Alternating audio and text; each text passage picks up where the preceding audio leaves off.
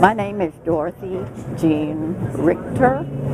I've, I've lived in two places in Hyde Park and then in a new subdivision. A total of 50 some odd years, a little over 50 years. Well, since I've lived here, it has, of course, tremendously grown. It's grown from a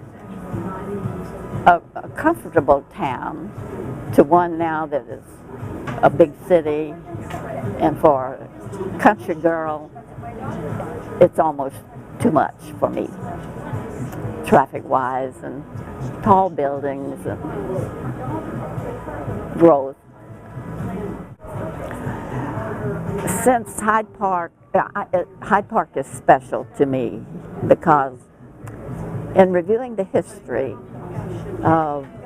it was one of the first subdivisions way out in the country, a mile from downtown, and it was set up so ingeniously by Hyde with the streets all running ABCs and 1, 2, 3s.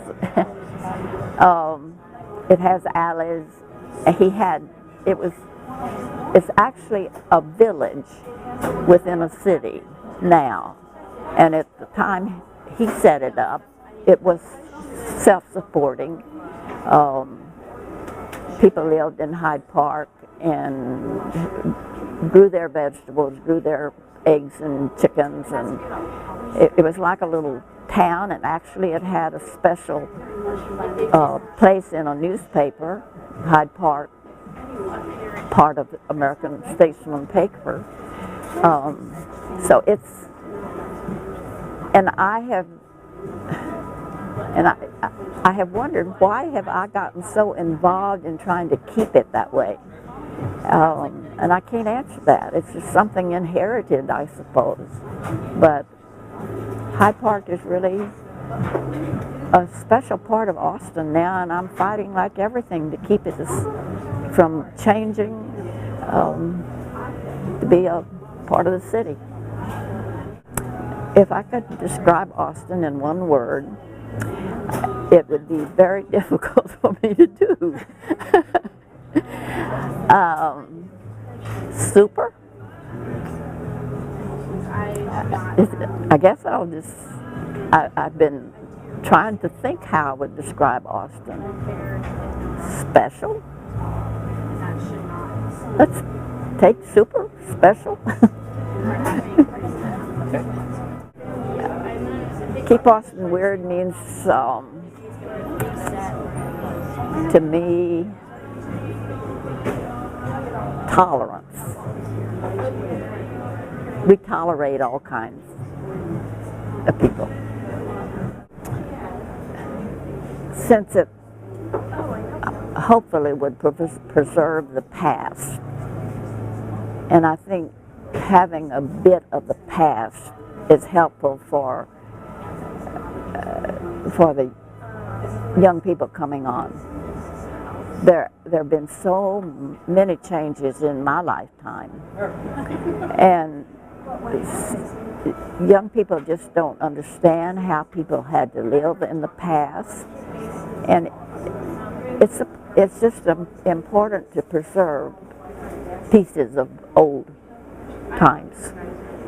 That's why I'm kind of interested in preserving this section, this part of Austin. I have a whole list of reasons. Hyde Park attracted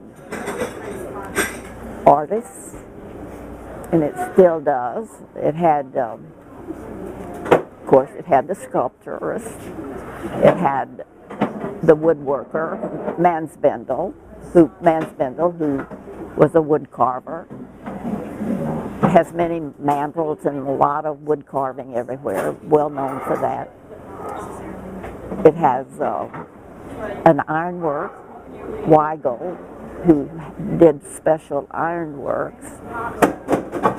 It had George Boutwell, who was a painter.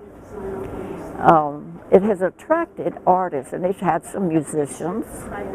So that part is interesting to me. many people that lived in Hyde Park became well known, and there's like Better Check, like the funeral home.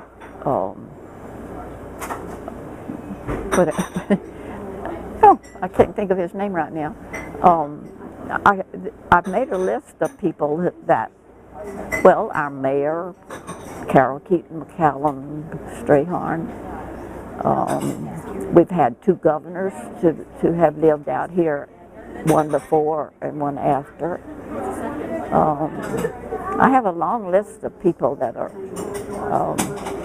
have become well known, and it seems like Hyde Park has kind of drawn people like that. And I was interested in hearing these who spoke had not lived here very long and why they moved here. And that is interesting to me. And that's why I think we need to preserve it. And when somebody moves here and likes it, I think they ought to fight really hard to keep it like it is, because that's why they moved here in the first place. And so I've been involved in Austin Tomorrow and all the, development things over the years. And rather than a preservationist, I'm more of an environmentalist. That's what I have been really working on, is Barton Creek and Barton Springs and trees and that sort of thing. So but Hyde Park is actually, the city should promote it as being an old historic area for tourists.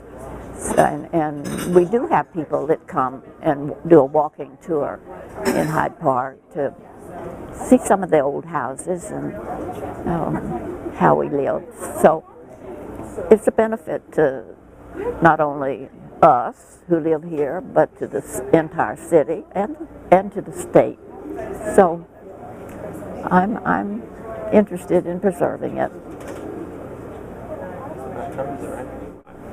Evidently, I am a preservationist, and I think that has shown in my actions.